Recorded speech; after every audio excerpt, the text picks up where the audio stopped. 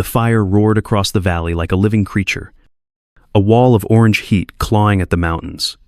Through the smoke, the sound of turbines rose, sharp and defiant, until the shape of an A-10 Thunderbolt II broke through the haze. It flew impossibly low, silver wings reflecting firelight, its engines screaming against the wind.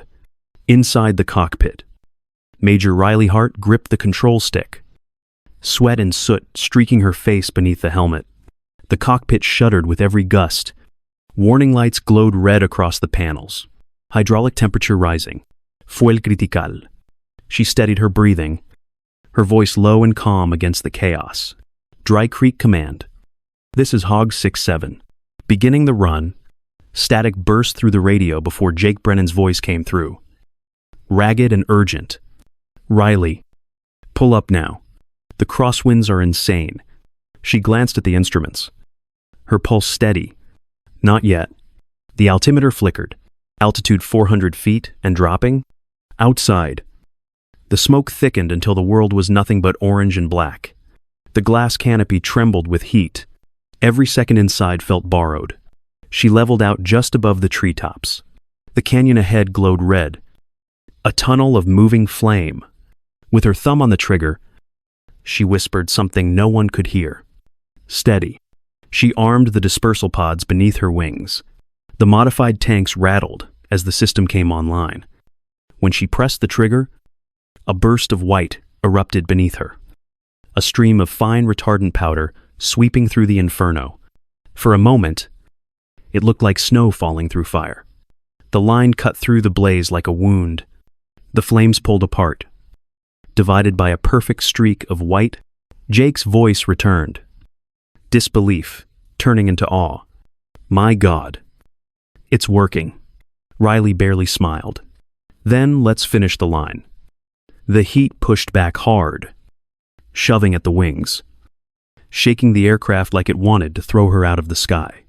She pushed the throttle forward, holding steady as the valley burned below. When she cleared the ridge, the fire behind her was no longer a wall, but a line. A scar of light and ash drawn by her hand. Inside the cockpit, alarms blared. The sound faded into silence as the frame froze. The image caught between fire and sky. A single caption appeared against the smoke. 6 hours earlier, morning sunlight stretched across the tarmac at the Prescott Air National Guard Base, turning the metal of the T-6 Texan II trainers into streaks of white and gold. The air was dry, filled with the faint hum of engines and the low chatter of cadets preparing for another flight block. Major Riley Hart stood near the edge of the runway, arms folded, aviator sunglasses, reflecting the horizon. Her students called her the quiet one, the instructor who spoke only when necessary. She watched their pre-flight checks with the precision of someone who'd done it 1,000 times. Her voice calm but steady when she finally spoke through the headset. Keep it smooth on takeoff. Trim the nose before the climb. Let the air do half the work for you. The routine felt safe, almost too safe. Between flight sessions, Riley sat alone in the small metal office by the hangar. The fan rattling overhead, a faded mission patch hung on the wall beside her desk. Operation Ridgefall. She traced the edges of the cloth with her fingers, the memory as sharp as the desert light. 3 pilots gone. A call to pull back that came seconds too soon. Every time she looked at that patch, she heard the same static-filled voices fading into silence. The regret never left. It just learned how to sit quietly beside her. Outside, the desert air shimmered with heat. It was 2:30 p.m. when the first distant plume of smoke appeared over the ridges north of Dry Creek. She noticed it before anyone else, a thin gray line that didn't belong in the sky. Within hours, the news spread through the base. Wildfire. Fast-moving. Wind-driven. She turned off the radio and stepped outside, staring toward the horizon. Her instincts kicked in before reason did. Her phone buzzed in her pocket. Jake Brennan's name lit up the screen. His voice carried the strain of exhaustion and smoke. They're losing control, he said, the wind's changing direction. and we're out of tankers. Everything grounded. For a moment, Riley didn't answer. She looked out toward the runway, where the T-6 seconds sat lined up under the sun. Finally, she said softly that there was one aircraft that could fly low and steady through that kind of heat. The A-10C Thunderbolt II. Jake paused. The Warthog. You can't be serious. It's built for combat, not firefighting. Riley's tone didn't change. It's built to survive what nothing else can. That's enough. When the call ended, she walked across the quiet base. The wind had shifted, carrying the faint smell of smoke past the newer hangars. A row of locked doors led to storage bays, long forgotten. She stopped at one with faded paint, the number barely visible. The lock gave with a twist of her wrist. Inside, light spilled through the dust, catching the outline of something massive beneath a tarp. She pulled it free. Gray metal, the broad, blunt wings of an A-10C. Tail number, Hog 67. Her hand slid across the nose art, still visible under years of dust. Stormlight. The paint was chipped, the metal scarred, but it felt alive beneath her touch. Outside, sirens began to echo faintly in the distance. Growing closer with each second, Riley stood still, her eyes on the horizon, the reflection of fire flickering in her visor. She exhaled slowly. She knew what came next. The command tent at Dry Creek Airfield felt like the inside of a furnace. Heat pressed through the canvas walls, and the air smelled of smoke, sweat, and fear. Maps glowed red across the digital monitors, thick lines marking the fire's advance toward the town. Radios cracked with half-finished sentences, distress calls overlapping, static hissing through every pause. Dozens of voices filled the space, each one louder than the last. Evacuate Sector 9. Wind shift at the canyon mouth. We've lost another chopper. Major Riley Hart stood at the entrance, helmet in hand, her flight suit still dusty from the drive-in. No one noticed her at first. She watched quietly, eyes following the chaos of the room until they landed on Jake Brennan near the center table. Sleeves rolled up, headset around his neck. His voice carried authority but also exhaustion. The fire was moving faster than any model predicted. The wind had turned unpredictable. He told them to prepare for total evacuation. When he finally saw her, he stopped mid-sentence. She didn't waste time. If the fire reaches that canyon throat, the whole valley burns. But if we draw a containment line before the wind shifts again, we can stop it. Jake frowned, already knowing what was coming. With what every tanker is grounded, every chopper too, Riley stepped closer. Eyes on the burning red map. Not a tanker. My A-10. The words hit the room like a shockwave. A younger officer muttered under his breath. That's suicide. The A-10 isn't rated for that kind of heat. Riley didn't flinch. It's rated to fly low and survive ground fire. This isn't so different. Jake's jaw tightened. You shouldn't even be here. Command grounded you after Ridgefall. She looked at him. Steady. I know. He took a step closer, lowering his voice. You're still trying to make up for them, aren't you? For the ones you left behind? Her eyes met his, calm but heavy. I'm not chasing ghosts. I'm stopping a fire. For a long moment, no one spoke. The radios buzzed, and the smell of burning pine drifted through the open flap. Then a voice cut through the noise. Sharp and commanding. Colonel Davis, from Base Command. Major Hart. You are not cleared for flight. Do not launch. That is a direct order. Riley reached for the radio switch. Copy that. Sire. Her tone was perfectly level. Then she turned it off. Jake's hands dropped to his sides.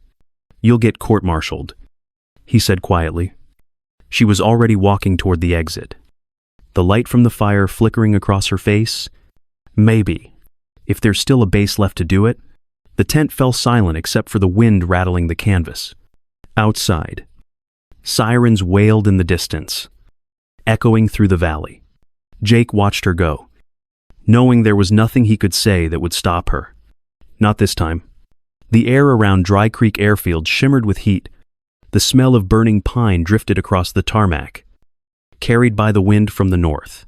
Ground crews moved quickly around the gray shape of the A-10C Thunderbolt II, its twin engines idling in a low growl that vibrated through the air like an animal ready to run. Major Riley Hart stood beneath the wing, helmet in hand, watching the heat waves blur the horizon. Every part of her body understood what she was about to do, but her mind stayed quiet. Orders were against her. Logic was against her. The fire didn't care about either. She climbed the ladder, settling into the cockpit with the kind of ease that came only from years in the seat. The harness clicked into place. Her gloved hands moved over switches and levers with slow precision. HUD systems online. Fuel flow steady. Hydraulic pressure green. She tapped the edge of the control panel, feeling the vibration through her palm. The aircraft felt alive beneath her. She whispered under her breath, like speaking to an old friend. "Let's do this one more time." The canopy sealed with a metallic hiss. The radio came to life with Jake Brennan's voice, broken by static Riley. The wind's shifting northeast. You'll have 18 minutes before it turns.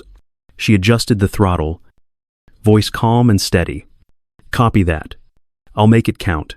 She rolled the A-10 down the runway, the turbines climbing from a hum to a scream. Dust scattered behind her as the aircraft lifted from the ground, the desert falling away beneath her wings. The climb was brief. At 400 feet, she leveled out, heading toward the thick column of smoke that swallowed the ridgeline.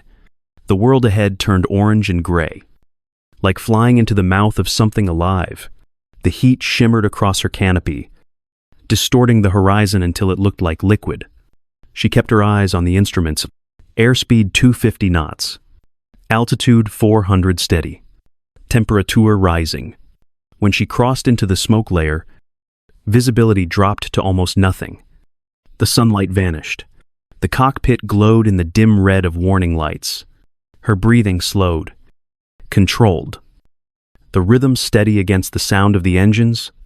Jake's voice came again, clipped and urgent. Corridor Alpha 9, confirmed. Canyon depth, 300 feet. Wind 25 knots from the west. You'll have one shot. She adjusted course 2 degrees south. Her voice even Copy. Through the haze, she caught flashes of flame licking up the canyon walls, the fire moving fast and hungry. The ground below was a blur of blackened trees and glowing embers. Her jaw tightened. She armed the dispersal pods beneath her wings, the new system that had never been tested in this kind of heat. The indicator light blinked green. Ready. She lined up with the canyon's mouth, the crosshairs flickering on the HUD. The turbulence hit hard. The wings shook. She gripped the stick with both hands, holding the nose steady as the A-10 dropped lower, down to barely 200 feet. Every sound inside the cockpit merged into a single, vibrating hum. Her pulse matched it.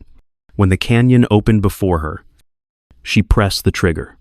From beneath the wings, 2 streams of fine white powder burst outward, cutting through the smoke like snow in a storm. The powder fell across the burning ridge, spreading into a perfect line that traced the canyon floor. For a heartbeat, nothing happened. Then the flames bent, folding away from the white trail, as if repelled by it. The fire split open. A gap appeared. Riley's breath caught. The first flicker of hope breaking through the haze. Jake's voice came through the radio again. Disbelief in every word. "It's working. It's actually working." She kept her eyes on the horizon, guiding the A-10 through the turbulence. Voice calm but certain. "Then let's make another line before the wind shifts." The ridge dropped away behind her, the world below glowing red and white. She pulled up, the engines howling against the pressure. The first run had worked, against every warning, every order. The line had held, but she knew it wouldn't last. she would have to go back in.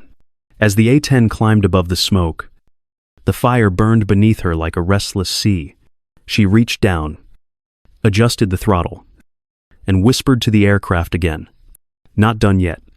Then she turned back toward the canyon, chasing the fire that refused to die. The A-10 circled above the valley like a wounded bird. Below, the fire had turned again.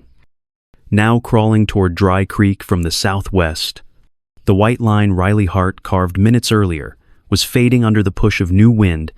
Smoke boiled upward in thick black pillars, swallowing the sky. Through the headset, Jake Brennan's voice came ragged and loud over the static. "Riley, the wind's at 30 knots.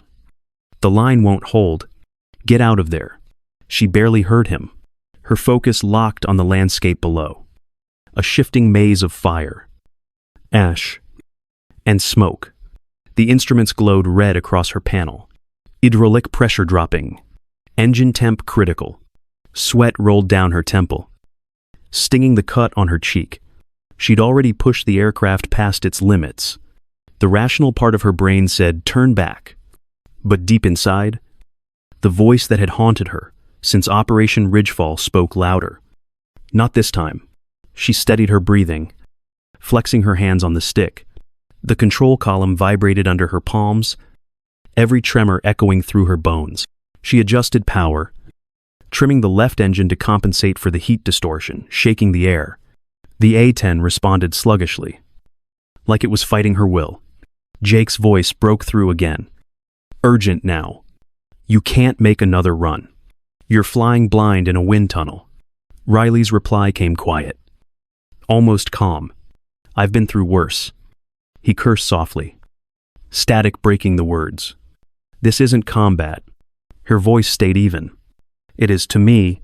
The canyon opened ahead, a tunnel of fire and rising ash. She dropped to 150 feet, the altimeter's warning tone beeping steady in her ears. Every surface of the aircraft rattled.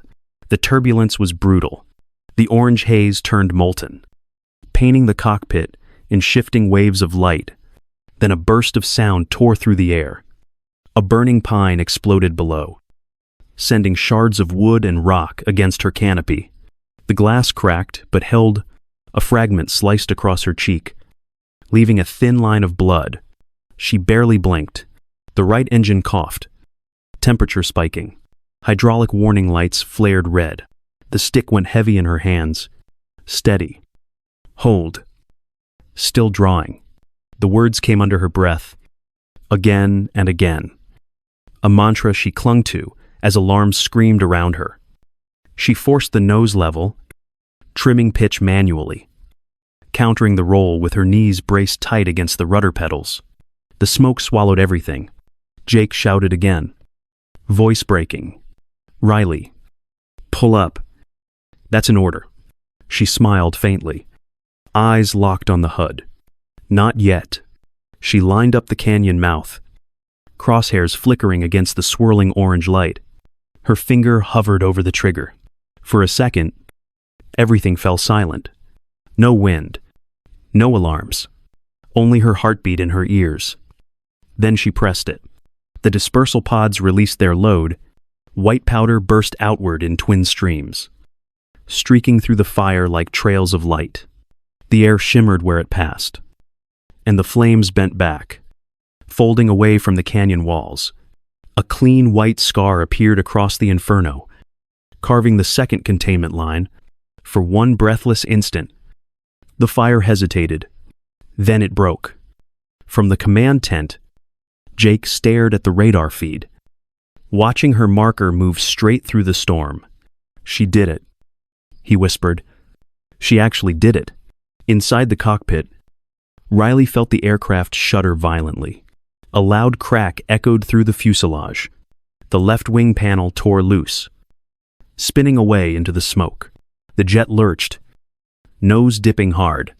She fought the controls, muscles burning. Every movement, an act of defiance. The sky tilted sideways. The horizon vanished in flame. She pulled harder, teeth clenched. "Come on. Hold together." The A-10 leveled at the last second, climbing through the turbulence. The altimeter climbed past 300 feet. Behind her, the second white line glowed faintly through the fire, holding the blaze apart like a scar drawn by hand. She exhaled, her voice hoarse through the mic. Second line complete. Jake's reply came soft. Half disbelief. Half awe. Riley, how? She closed her eyes for half a second, letting the sound of the engines fill the silence. Just drawing lines, she said. Then she throttled back, climbing higher through the smoke, the aircraft groaning beneath her. The fire was still burning, but Dry Creek was still standing, and for the first time in years, Riley Hart felt something close to peace. Inside the cockpit, everything burned red. The alarms never stopped. One engine was gone, the other coughing. With every surge of throttle, the control stick trembled under Riley Hart's grip. Her gloves were slick with sweat and blood from the cut across her cheek. The fuel gauge hovered just above empty, the digital display flickering between numbers that no longer mattered. She had less than 3% left. The canopy glass was streaked with soot and ash, the air so thick she could barely breathe through the mask. Jake Brennan's voice cut through the static, tight and cracking with panic. Riley, you're out of time. Turn back. There's no fuel to make it home. She adjusted a dial, her voice quiet, almost kind. I never planned to make it home. Below, the southern ridge was glowing, a new front of fire forming in a crescent, feeding on wind and dry brush. The flames raced toward the highway, toward the last line of houses that hadn't yet burned. She saw it all on her display, each flare of heat marked in red. The two lines she'd drawn before were holding, but this one was different. It was moving too fast. She knew what it meant. Base command broke through the radio next. Colonel Davis's voice, sharp and absolute. Major Hart, disengage immediately. Choppers are inbound. You are ordered to stand down. Riley stared ahead through the smoke, the faint reflection of her own eyes in the cracked glass. Negative. Sire, your choppers won't make it through that heat. She flipped the comm channel over to Jake's frequency. His voice came again. Despérate now. Riley, don't do this. You already saved them. She exhaled slowly, a sound like the start of a prayer. Then let me finish it. The heat was climbing fast. Inside the cockpit, the temperature gauge blinked red, 140 degrees. The smell of burning insulation filled the air. She could hear the metal groaning. The A-10 straining against the pressure. She lowered altitude, dropping below 100 feet. Aligning the nose with the ridgeline, the wind slammed into her side. Pushing the jet hard left, she corrected instantly. Countering the yaw with her right rudder, Jake's voice came through the radio again. This time controlled, resigned. I'm marking your path. He hit the trigger, and a trail of white smoke drifted east across the ridge. Riley's eyes caught it. Copy that. Wind at 35 from the west? Perfect. She throttled up, the last good engine screaming in protest. The world narrowed to one path of white smoke through the inferno. Her breathing steadied. The noise of the cockpit faded until all she could hear was her heartbeat. She armed the final dispersal pod. The trigger light turned green. She waited until the ridge filled her view. When she pressed the release, the final burst of white powder exploded behind her, cascading through the fire in a perfect arc. The flames bent apart, the powder line glowing like chalk on a blackboard. For a second, time stopped. Then the blast wave hit. The aircraft jolted sideways. The nose dipped. The engine sputtered. The control stick shook violently in her hands. Riley gritted her teeth, every muscle in her arms straining as she pulled back. The horizon spun. Smoke filled the canopy. The altimeter screamed, still drawing. She whispered through clenched breath. The A-10 clawed upward, barely clearing the ridge. One engine dead, the other fading to silence. Behind her, The southern ridge split in two alls, the wall of flame breaking apart along the new white line. From the command tent, Jake watched it unfold on the heat map, the fire stopping cold at the scar she'd carved. He whispered, the only words that came to him, "She did it." In the cockpit, the noise faded. Only the sound of wind filled the silence. Riley's hands rested on the stick. Steady now. The glow of firelight flickered across her visor as she looked toward the horizon. The sky was turning gray. The job was done. The weight of it all pressed into her chest, heavy and quiet. As the last of the alarms went dark, the cockpit was quiet now. No alarms. No engines. Only the soft rush of wind through broken glass. Smoke curled around Riley Hart's shoulders as she stared at the horizon, her vision hazy from blood and exhaustion. The A-10C drifted low and slow, wings trembling, every surface scorched and scarred. Both engines were dead, and the aircraft glided on nothing but gravity and will. She looked down through the cracked canopy and saw it a small lake, shallow and still, half hidden beneath the fading smoke. It was the only patch of blue left in a world of red.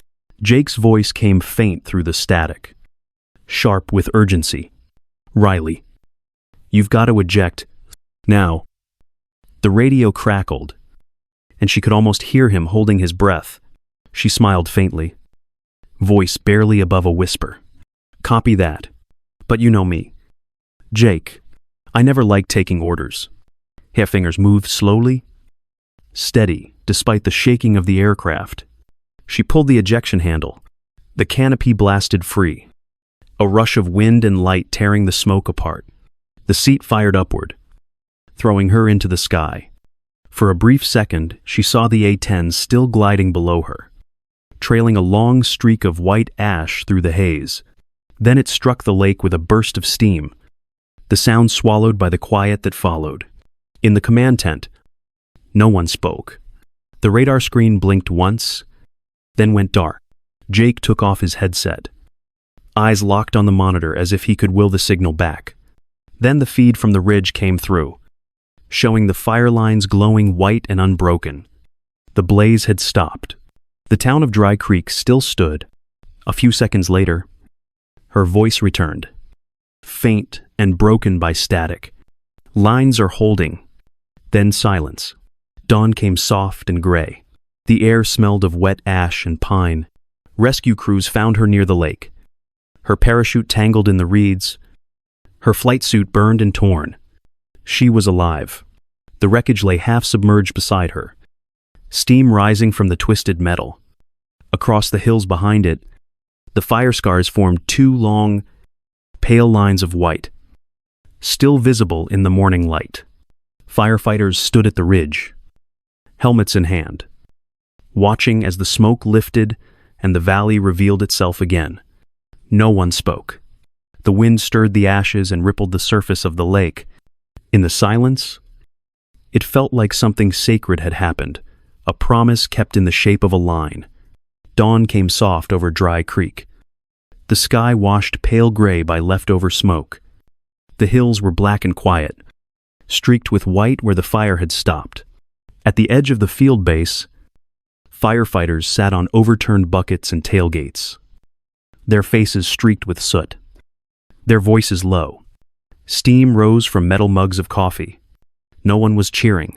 There was only silence, the kind that comes when people understand what it took to still be alive.